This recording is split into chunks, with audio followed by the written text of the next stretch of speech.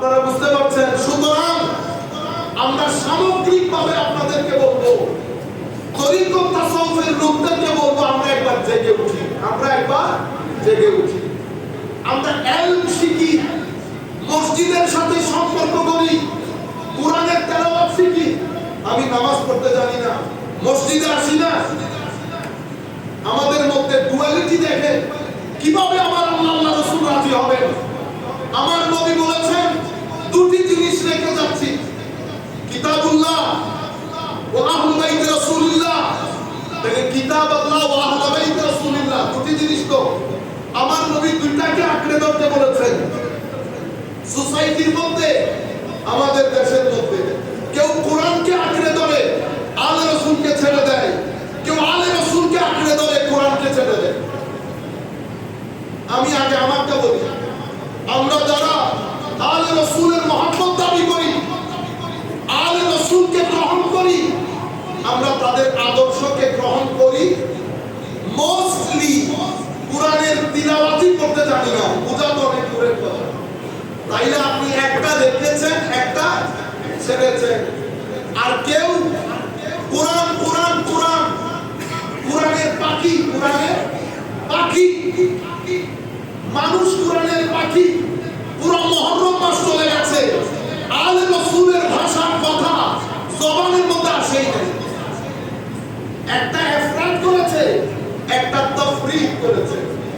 আমাদের মেসেজ এতেদালে তরুণ প্রজন্মকে বলছি, কোরআন পড়া শিখেন, নতুবা ইমাম হুসাইন খুশি হবে। হুসাইনিয়ত কোরআন, কোরআনের তিলাওয়াত, কোরআনের তালিম যতটুকু নিতে পারেন নেন।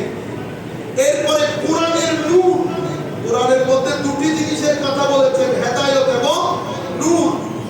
গাইডেন্স কোরআন থেকে, হেদায়েতের নূর আলে রাসূলের সিনা থেকে দেন। দুইটা মিলে ধর্ম, দুইটা মিলে।